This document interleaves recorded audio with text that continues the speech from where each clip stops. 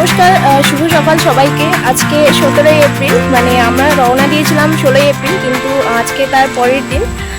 এখন বাজে মোটামুটি 6:30। অ্যাকচুয়ালি আমাদের রাত্রিবেলা থাকার কথা ছিল বোটেই, কিন্তু আমরা মানে একটা ঝড় বৃষ্টির একটা সম্ভাবনা ছিল, যার জন্য আমাদের সকল ছাত্রছাত্রীদের নিয়ে আমাদের একটা লজে শিফট করতে হয়েছিল এবং লজ থেকে প্রায় ছাত্রছাত্রীরা ফিরে এসেছে বোটে। এবং কালকে আমাদের প্রচুর মজা হয়েছিল। লঞ্চে ছাত্রছাত্রীরা আবৃত্তি, নাচ এবং গান করেছিল। অনেকেই মানে অনেক ধরনের গেম খেলেছিল। এবং রাত্রেবেলা আমাদের ডিনারে ছিল মাংস, ডাল, একটা সবজি, চাটনি এবং পাঁপড় ছিল। ছাত্রছাত্রীদের এই মজার মুহূর্তগুলি আমরা আপনাদের সকলের কাছে ধীরে ধীরে তুলে ধরতে থাকবো।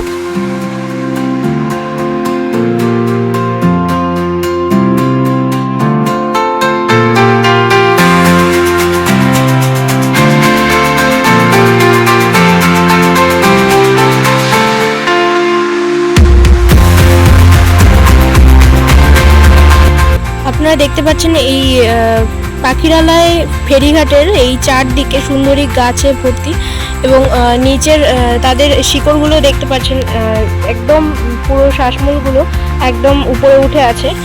আমরা মোটামুটি সবাই ফেরিঘাটে চলে এসেছি এবং আমরা এখান থেকে এখন রওনা দেব, মানে একটু ব্যাকের দিকে চলে যাব, আবার মানে যেখান থেকে এসছি সজনেখালির দিকে আর আবার একটু চলে যাব, এবং সজনেখালি থেকে তারপর সেদিক থেকে আমরা পীরখালি, গাজীখালি চলে যাব, এবং সেখান থেকে আরও আমরা গভীর জঙ্গলে চলে যাব। এবং আমরা মোটামুটি 2টো থেকে ব্যাক করা শুরু করব। মধু, সেই মধু ওনারা সংগ্রহ করছে, মধুটা সংগ্রহ করছে, সংগ্রহ করে ফরেস্টকে দেয়, ফরেস্ট কিনে নেয়। দেখো কেন ডাইরেক্ট জঙ্গলের কাছে চলে যাচ্ছে, জীবন রিস্ক নিয়ে সেই মধু আমরা খাই।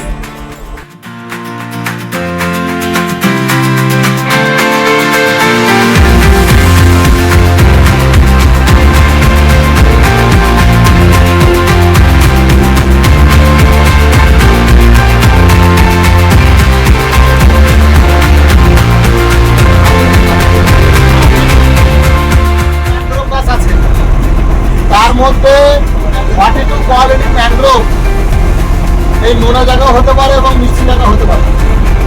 আর 46 কোয়ালিটি ম্যানগ্রোভ অলিভ বা নোনা জায়গা চলে এসছে। এটা যখন বাংলাদেশটা ছিল আমাদের ইন্ডিয়ান একটা পার্ট, যখন ভাগ হওয়ার সময় জঙ্গলের পরিসংখ্যানটা বেশি হয়ে যাওয়া হলো। আমাদের ইন্ডিয়ান পার্টে টোটাল বাঘ আছে 2024 সালে যে কাউন্টিং করা হয়েছে 102টি, 102, এবং ওর সাথে বাচ্চা নিয়ে আছে।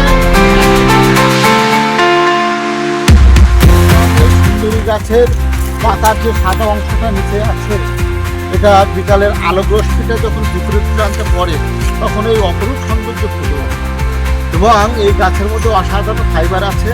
এই গাছটা যে 42 রকম গাছ ছিল বলছিলাম না, যে নোনা জায়গা হতে পারে, মিষ্টি জায়গা হতে পারে, তার মধ্যে এই সুন্দরী গাছটা বেশি নোনা সহ্য করতে পারে না, এটা মিষ্টি জায়গায় বেশি হতে ভালোবাসে।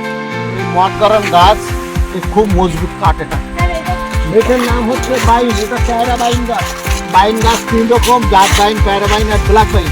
এটার নাম হচ্ছে পেয়ারা বাইন। এটা অনেকটা মোটা, মনে হয় যেন মোমের ফুলের দেওয়া। তার জন্য শ্বাস প্রশ্বাস নেওয়ার জন্য ভিতর থেকে বিল্ডিংগুলো বাইরে চলে আসছে, শ্বাস প্রশ্বাস নেওয়া। ওই দেখো শ্বাসমূলগুলো দেখা যাচ্ছে, এগুলো বাইন গাছের শ্বাসমূল। এটার নাম হচ্ছে পশু গাছ। সুন্দরবনে 84 রকম গাছের মধ্যে সবথেকে মজবুত কাঠ হচ্ছে